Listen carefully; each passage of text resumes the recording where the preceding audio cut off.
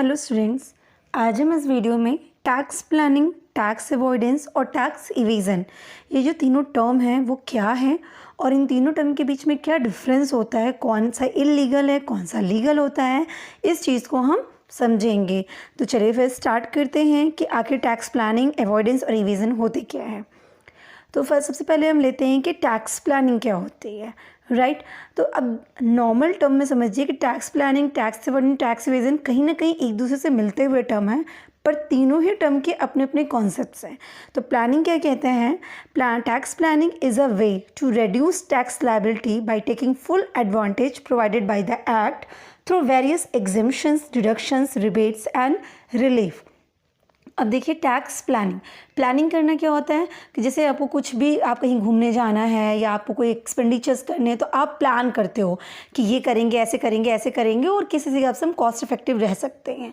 तो tax planning क्या हो गया कि टैक्स जो आपको पे करना होता है उसको आप प्लान करो कि किस तरीके से हम अपने एक्सपेंसेस को दिखाएं, किस हिसाब से रेवेन्यू को करें, क्या कैसे किया जाए कि हमारा टैक्स नॉर्मल आए, मतलब टैक्स ज़्यादा ना पे करना पड़े।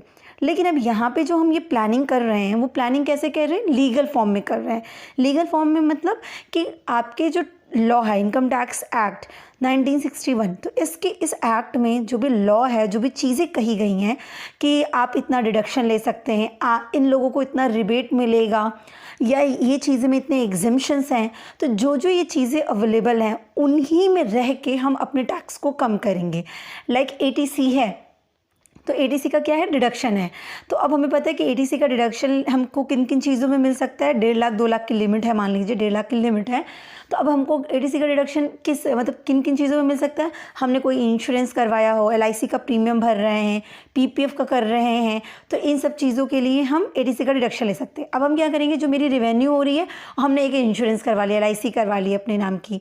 अब LIC का प्रीमियम हम पे करते हैं, तो वो जो हम प्रीमियम कर रहे हैं वो हम यहाँ ATC में डिडक्शन पे ले लिए, तो हम अपने टैक्स को बचा लेंगे। तो हम क्या करें, जो चीज़ें लॉ ने कह रखी हैं, इनकम टैक्स एक्ट ने जो जो चीज़ें परमिट की हैं, उसी में हम अपने टैक्स को कम करने की पूरी प्लानिंग कर रहे हैं, राइट। तो in other words, it is a way to reduce tax liability by applying scripts and moral of the law. तो लॉ में क्या लिखा गया है और क्या उसका इंटरप्रिटेशन है, कि लॉ मेकर का इंटेंशन क्या था इसके पीछे, दोनों ही बातों का हम ध्यान रखते हुए टैक्स लायबिलिटी को क्या करते हैं? रिड्यूस करते हैं। टैक्स क्या है? लायबिलिटी है हमारे लिए, क्योंकि टैक्स हमको पे करना होता है। तो हम ये जो टैक्स लायबिलिटी इसको क्या करते हैं? कम करते हैं। लेकिन हम कम कैसे कर रहे हैं? आपके लॉ में जो बातें कही गई हैं, आपका जो चीज़ें हैं, उन्हीं रूल्स के अकॉर्डिंग हम उन्हीं के एग्जिम्पशंस, उन्हीं के डिडक्शंस को हम अवेल करके अपनी लायबिलिटी को कम कर रहे हैं। तो that is tax planning, right? It is the scientific planning so as to attract minimum tax liability or postponement of tax liability for the subsequent period by availing various incentives, concessions, allowance, rebates and reliefs provided in the act. तो हम ये पूरी planning करेंगे tax liabilities को reduce करने के लिए, या फिर हम टैक्स को शिफ्ट करेंगे कि मतलब इस बार नहीं, हमको नेक्स्ट टाइम वो टैक्स पे करना पड़े, पोस्टपोनमेंट करेंगे। पर कैसे करेंगे? ये सब चीज़ें कैसे पॉसिबल हो पाएंगे? जो लॉ के अकॉर्डिंग आपके एक्ट में जो भी रिबेट, अलाउंस, डिडक्शन जो आपने दे रखा है कि आप ऐसे ले सकते हैं, इसको ऐसे कर सकते हैं, उन्हीं को देख के, उन्हीं को समझ के, उन्हीं के अकॉर्डिंग हम अपने टैक्स लायबिलिटी को रिड्यूस करेंगे। तो इस तरीके से जब हम टैक्स लायबिलिटी को रिड्यूस करते हैं एक्ट के अंदर रह के, उन्हीं के एग्जिम्पशंस, उन्हीं के रिबेट्स, उन्हीं के डिडक्शंस को फॉलो करके, तो हम उस चीज़ को क्या कहते हैं? टैक्स प्लानिंग कहते हैं। तो it is a tax saving, tax की बचत करना। तो ये कैसा होगा? लीगल होगा। टैक्स प्लानिंग लीगल होगा। क्यों? क्योंकि आप उनके डिडक्शन जो जो वो कह रखे कि हम आपको ये देंगे, हम आपको ये करेंगे, अगर आपने ऐसे किया तो आपको इतनी तक की छूट मिल जाएगी, आपने जो कहा है उसी के अकॉर्डिंग अपने टैक्स को बचा रहे हैं, तो ये कैसा होगा? लीगल होगा, राइट। अब हम क्या करेंगे? नेक्स्ट टर्म करते हैं टैक्स इवेजन, राइट। अब देखिए टैक्स इवेजन ये क्या हो गया? तो is the illegal way to reduce tax liability by deliberately suppressing income और सेल और by increasing expenses etcetera which result in reduction of total income of the SSC। तो टैक्स इवेजन क्या हो गया? देखिए जो लोगों को इस पूरे तीनों ही टर्म्स में प्रॉब्लम आती है, तो कि तीनों ही आपको कहीं ना कहीं इंटरलिंक्ड रहते हैं। इंटरलिंक्ड वो सिर्फ एक पॉइंट से हैं कि तीनों ही, चाहे वो टैक्स इवेजन हो, चाहे वो टैक्स प्लानिंग हो या टैक्स अवॉइडेंस हो, तीनों ही टर्म में हम जो काम कर रहे होते वो क्या कर रहे होते, टैक्स को कम करने का काम कर रहे होते, कम करने का काम कर रहे होते। पर एक जगह हम टैक्स को कम कैसे कर रहे हैं, रूल्स के अंदर रह के, जो आपने कहा है उसके अकॉर्डिंग। एक जगह हम टैक्स को कम कर रहे हैं किस हिसाब से, अपना जो रूल के अकॉर्डिंग नहीं है, मतलब हम उसको डेलिबरेटली कम करने की कोशिश कर रहे हैं, लॉ के अकॉर्डिंग नहीं, आपने जो कह रखा है उसके अकॉर्डिंग नहीं, हम जानबूझ के डेलिबरेटली हम इस चीज़ को कम दिखा रहे हैं। तो वो क्या हो गया, इवेजन हो गया। मतलब तीनों में ही होने क्या वाला है, टैक्स की कमी होगी, हम टैक्स की लायबिलिटी को रिड्यूस करेंगे। पर हम तीनों में किस चीज़ को फॉलो कर रहे हैं, मैटर ये करता है, राइट। तो टैक्स प्लानिंग में हम उन्हीं के रूल्स, उन्हीं के टर्म्स के अकॉर्डिंग काम कर रहे हैं। आपने जो डिडक्शन दिया, आप जो एग्जम्पशन दिया, जो रिबेट दिया, हम उसके अकॉर्डिंग टैक्स को कम कर रहे हैं। टैक्स इवेजन क्या कर रहे हैं, अब हमें टैक्स कम करना है, राइट। टैक्स कम करने का मतलब टैक्स किस पे लगता है, आपके टोटल इनकम पे, जो आपकी इनकम हो गई होगी उसी इनकम पे हम आपका टैक्स चार्ज करेंगे। तो हम यहाँ पे क्या करते हैं, हम सोचते हैं कि क्यों ना हमारी टोटल इनकम, जो हमारी इनकम है वो कम कर दें। जब इनकम कम आएगी तो टैक्स भी कम आएगा। अब यहाँ पे हम इनकम को कम करने के लिए क्या करते हैं, इलीगल मेथड अप्लाई करते हैं। इलीगल मेथड मतलब जो लॉ के अकॉर्डिंग कैसा है, आपका लॉफुल नहीं है, जो लॉ के अकॉर्डिंग आपके लिए परमिटेबल नहीं है, हम वो मीन्स अडॉप्ट करते हैं। लाइक आपको अगर रेवेन्यू हुई है तो आपको अपनी सारी रेवेन्यू दिखानी चाहिए। आपने सेल किया, रेवेन्यू आई, तो आपको सारी सेल दिखानी चाहिए। पर यहाँ पे हमने क्या किया, इनकम को कम करने के लिए हमने अपनी कुछ सेल को हाइड कर दिया। हमको 10 लाख हुए थे इनकम, सेल से हुए थे, तो हमने उसमें से 7.5 लाख, 8 लाख, 9 लाख दिखाया, को हाइड कर दिया। तो ये इलीगल हो गया ना, हम गलत तरीके से अपनी रेवेन्यू को कम कर रहे हैं। या फिर हमने क्या कर दिया, भाई इनकम कैसे आएगा, रेवेन्यू में से एक्सपेंस लेस कर देंगे, जो बचा वो इनकम में आता है। या तो हमने फॉल्स तरीके से अपनी क्या कर ली, रेवेन्यू को कम कर लिया, ठीक है, रेवेन्यू कम कर ली। या फिर हमने क्या कर लिया, एक्सपेंसेस को ज़्यादा दिखा दिया। एक्सपेंसेस को ज़्यादा दिखा दिया मतलब फेक एक्सपेंसेस दिखाने शुरू कर दिए। लाइक हमने दिखा दिया कि हमें ज़्यादा सैलरी पे करनी पड़ रही है, हमें ज़्यादा ट्रैवलिंग एक्सपेंस पड़ गया। तो मतलब जो भी एक्सपेंसेस हैं हमारे, हमने उसको आर्टिफिशियली हमने इंक्रीज़ करा दिया। तो जब एक्सपेंस बढ़ेगा तो भी इनकम कम हो जाएगी। तो मतलब क्या हो गया कि हम यहाँ पे अपने टोटल इनकम को रिड्यूस कर रहे हैं by the way of deliberately suppressing income या फिर इंक्रीजिंग एक्सपेंस। मतलब फॉल्स तरीके से, रॉन्ग मेथड यूज़ करके हमने इनकम और एक्सपेंस को अपने अकॉर्डिंग इंक्रीज या डिक्रीज़ किया है। तो इस तरीके से जब हम इनकम को कम करके फिर अपनी टैक्स लायबिलिटी को रिड्यूस कर रहे हैं, तो दैट इज़ टैक्स इवेजन। तो टैक्स इवेजन कैसा होगा, इलीगल होगा। दोनों ही मीन्स में, स्क्रिप्ट एंड मॉरल वाइज दोनों ही, क्योंकि ना तो आप एक्ट के अकॉर्डिंग जा रहे हो, कहीं भी लॉ में ये बात नहीं कही गई है कि आपको इस तरीके से नहीं दिखाना है अपना रेवेन्यू, कि इस तरह के एक्सपेंस को आप बढ़ा के दिखा सकते हैं, ऐसा कहीं नहीं कहा गया है। तो आप ना उस एक्ट के अकॉर्डिंग काम कर रहे हैं और ना ही लॉ मेकर के इंटेंशन के अकॉर्डिंग आप काम कर रहे हैं। तो कहीं पे भी आप सही तरीके से वर्क नहीं कर रहे हैं। तो टैक्स इवेजन को हमारी कंट्री में क्या किया गया है, इलीगल माना गया है। To reduce tax liability by applying unfair means. ये सारे कैसे हो गए, अनफेयर मीन्स हो गए, है ना। आप जानबूझ के इनकम को कम कर दो, जानबूझ के आप झूठ मूठ के एक्सपेंसेस दिखाना शुरू कर दो, या इनकम को अपने आप हाइड करना शुरू कर दो। ये तो गलत तरीके हो गए। तो हम इस तरीके से अपने टैक्स लायबिलिटी को कम कर रहे हैं, क्योंकि हम अपनी इस तरह से अपनी इनकम कम कर रहे हैं, तो टैक्स लायबिलिटी भी कम हो गई। तो ये सब कैसे कहलाएंगे, टैक्स इवेजन कहलाएंगे, राइट। इनको हम क्या कहते हैं, वहाँ पे हम क्या कहते हैं, टैक्स सेविंग है ना, टैक्स की बचत कर रहे हैं। जबकि ये क्या है, टैक्स कंसीलमेंट है, टैक्स की चोरी है। तो चोरी तो हमेशा गलत होती है, राइट। तो टैक्स कंसीलमेंट, टैक्स इवेजन क्या हो गया, टैक्स कंसीलमेंट हो गया, राइट। अब एग्जाम्पल के तौर पे हमने जैसे ही लिया कि सिंपल एग्जाम्पल अगर हम लेते हैं कि लैंडलॉर्ड्स हैं, तो लैंडलॉर्ड्स क्या करते हैं, टेनेंट को रखते हैं। टेनेंट को रखते हैं तो आप क्या हो गया, आपको हाउस रेंट की इनकम हो रही है ना, रेंटल प्रॉपर्टी हो गई आपको, तो आपको रेंटल इनकम हो रही है प्रॉपर्टी से, पर आप क्या करते हो, आप बता ही नहीं रहे हो, इनकम टैक्स अथॉरिटी को आप ये दिखाई ही नहीं रहे हो कि आप जो सेल्फ ऑक्यूपाइड प्रॉपर्टी दिखा रहे हो वो एक्चुअली आपका एक फ्लोर टेनेंट को दिया हुआ है और उससे रेंटल इनकम भी हो रही है। तो अब ये रेंटल इनकम आप क्या कर रहे हो, हाइड कर रहे हो। आप सिर्फ उस प्रॉपर्टी को कैसा दिखा दे रहे हो, सेल्फ ऑक्यूपाइड दिखा दे रहे हो। तो अब उस केस में क्या हुआ, हाउस प्रॉपर्टी की इनकम आपने हाइड कर दी, तो ये क्या कहलाएगा, ये कंसीलमेंट कहलाएगा। क्यों? क्योंकि आपने एक इनकम को हाइड किया है, रेवेन्यू आपने हाइड कर रखी है। तो ये कैसा हो गया, टैक्स इवेजन। ये बहुत सिंपल है, ये मैक्सिमम लोग करते हैं। आप देखेंगे कि क्योंकि अब एक चीज़ और होती है, जैसे आपकी अगर बिजनेस, आपकी प्रॉपर्टी पे बिजनेस हो रहा है, हाउस पे बिजनेस का हो रहा है, तो वहाँ पे आपका जो आपका इलेक्ट्रिसिटी डिपार्टमेंट है उसके भी टैक्स अलग लगते हैं।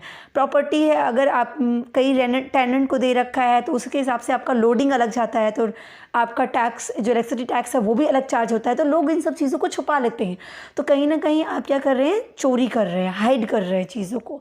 तो दैट इज़ टैक्स इवेजन, और टैक्स इवेजन क्या है, इलीगल है। नेक्स्ट हम देखते हैं टैक्स अवॉइडेंस। तो देखिए टैक्स अवॉइडेंस मतलब आप अवॉइड कर रहे हैं। अब देखो अवॉइड, आप इस चीज़ को याद रखने के लिए समझिएगा कि जैसे कोई पर्सन है, अब पर्सन कोई आ रहा है जिससे आपको बात करने का मन नहीं कर रहा हो, तो आप क्या करेंगे, आप, लेकिन आपको उसके रिलेशन भी ख़राब नहीं करने हैं, तो आप क्या करेंगे, आप इस तरीके से बिहेव करेंगे कि मैंने आपको देखा ही नहीं इसलिए मैं आपसे बात नहीं कर पाया। आप उसे अवॉइड करते हैं, है ना, कि मेरा आमना सामना ही ना हो जिससे मुझे बात ही ना करना पड़े। तो ये क्या हो गया, अवॉइड करना। तो यहाँ पे क्या हो गया, ये इलीगल नहीं हुआ। क्यों? क्योंकि हम तो क्या रिएक्ट करेंगे, हमने देखा ही नहीं, हमें पता ही नहीं चला कि आप खड़े थे, हमने अवॉइड किया चीज़ों को। अब यहाँ टैक्स अवॉइडेंस भी कैसे हो जाएगा, यहाँ पे हम टैक्स को अवॉइड करेंगे। अवॉइड क्या, भाई आपने ऐसा कहा था, हमने ऐसा किया, तो यहाँ पे हम कैसे करेंगे, लूप होल निकालते हैं। लूप होल किस में निकालेंगे, एक्ट की लैंग्वेज में। लॉ मेकर के इंटेंशन पे नहीं जाएंगे कि उसने ये लाइन लिखी तो इसके पीछे उसका रीज़न क्या रहा होगा, इंटेंशन क्या रहा होगा, नहीं, लाइन पे हम जाएंगे। इस लाइन में सिर्फ इतनी बात कही, इस लाइन में ये बात तो कवर ही नहीं की, तो हमने क्या किया, ठीक है तो हमने इसलिए ऐसा कर दिया। तो हम यहाँ क्या किए, लाइन पे चले गए, स्क्रिप्ट मोड में चले जाते हैं। तो टैक्स अवॉइडेंस मतलब क्या होगी आपका, is an exercise by which SSC legally takes advantage of loopholes in the act. Act में जो चीज़ें छूट गई हैं, राइट, लूप होल्स निकालना। आपने इतना कहा था, हमने इतना कर दिया, तो लूप होल्स मतलब समझ रहे हैं कि आपने आपकी कही ही बातों में कोई ना कोई तरीका, जैसे हम कभी कभी नॉर्मली कहते हैं ना कि तुमने ये कहा था तो मैंने ये किया, आपने ये बात तो कही ही नहीं थी, तो हमने जानबूझ के क्या किया, आपके इंटेंशन को नहीं, हमने उसमें लूप होल निकाले क्योंकि हम अपनी मर्जी का काम करना चाह रहे थे। सेम टैक्स अवॉइडेंस भी होता है, हमको टैक्स कम करना है। अब टैक्स कम करने के लिए हमने क्या करी है, लॉ में जो बातें लिखी गई थी उसी के अकॉर्डिंग काम कर लिया, इंटेंशन के अकॉर्डिंग नहीं, जो बातें लिखी गई उसी में। तो हमने इसमें लूप होल निकालनी है, ये बात कही नहीं थी तो हमने ये काम किया नहीं।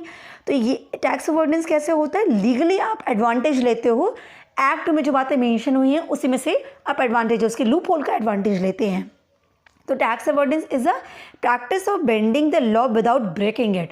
आप लॉ की बातों को तोड़ मरोड़ के लोच करके आप उसका एडवांटेज उठा रहे हो, ना कि उसके रूल्स को तोड़ के। जैसे वहाँ पे क्या है, आपको दिखाना चाहिए, इनकम दिखाना चाहिए, रेंटेड प्रॉपर्टी तो आपको रेंटेड प्रॉपर्टी शो करना चाहिए, रूल है, तो आप नहीं दिखा रहे तो आप ब्रेक कर रहे हैं रूल को।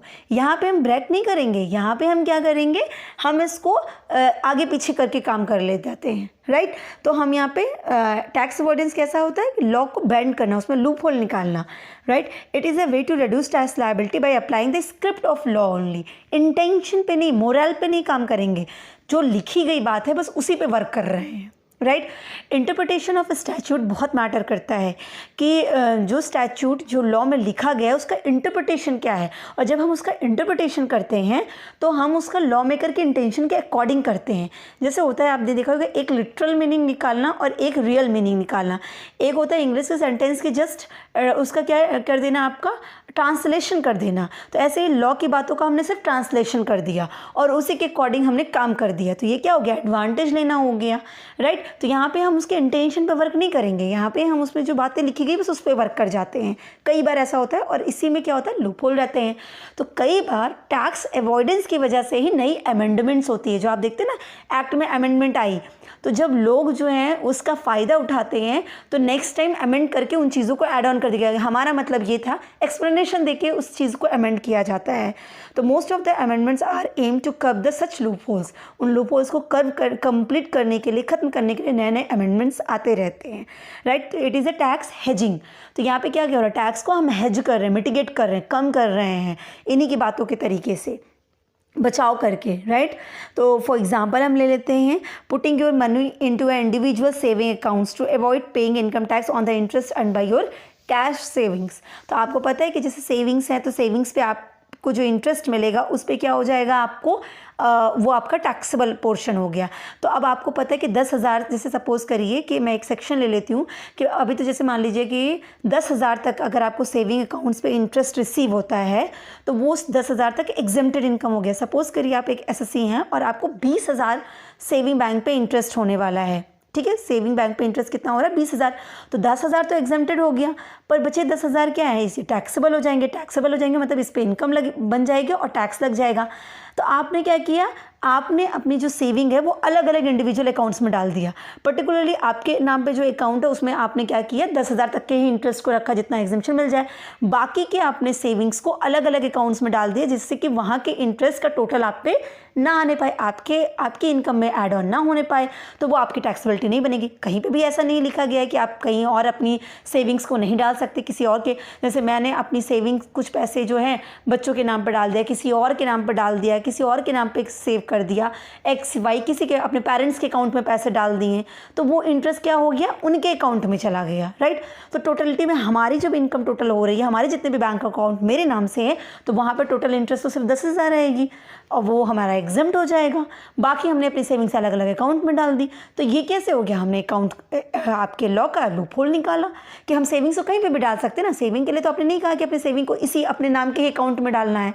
तो ये क्या हो गया, ये एडवांटेज लेना हो जाता है आपके एक्ट्स के, आपके लॉ को। क्लियर है आपको। जैसे investing money into pension scheme, हम अपने पैसे को पेंशन स्कीम में डाल दे रहे हैं, तो पेंशन स्कीम में डाल देते हैं तो वहाँ पे हमको डिडक्शन के लिए क्लेम कर लेंगे, तो हम वहाँ से बच जाते हैं, सेविंग से बच जाते हैं, सेविंग के इंटरेस्ट से बच जाते हैं। तो ये बहुत सारे तरीके हैं जिनके हिसाब से हम टैक्स को अवॉइड करते हैं उनके लॉ के अकॉर्डिंग। तो अल्टीमेटली अगर हम बात करें तो हमने तीनों कॉन्सेप्ट को देख लिया, राइट। प्लानिंग, इवेजन और अवॉइडेंस, तीनों में ही जो कॉमन चीज़ थी वो क्या थी, टैक्स की लायबिलिटी को रिड्यूस करना। लेकिन हम किस मीन्स से कर रहे हैं, क्या मोड अडॉप्ट कर रहे हैं, मैटर वो करता है, वही तीनों को डिफ्रेंशिएट करता है। टैक्स प्लानिंग ने क्या कर दिया, टैक्स प्लानिंग में आप क्या कर रहे हैं, जो वो दे रहे हैं फ़ायदे आपको, एग्जिम्शन, डिडक्शन, रिबेट्स, रिलीफ्स, आप उनके फ़ायदे से ही अपने टैक्स लायबिलिटी को रिड्यूस करते हो। तो दैट इज़ टैक्स प्लानिंग। अच्छी टैक्स प्लानिंग पे आपको अवार्ड भी दिया जाता है, राइट। उसके बाद आपका क्या हो जाता है, tax evasion. Tax evasion, tax की चोरी करना, कंसीलमेंट।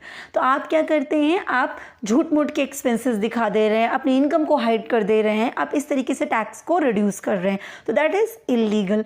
टैक्स अवॉइडेंस क्या है, आप एक्ट में ही लूप होल निकाल रहे हैं, जो लॉ की लैंग्वेज है उसी में लूप होल निकाल के आप अपने टैक्स को रिड्यूस कर रहे हैं, तो that is tax avoidance. So I hope आपको तीनों ही कॉन्सेप्ट क्लियर हुए होंगे। Wish you all the best. Thank you so much.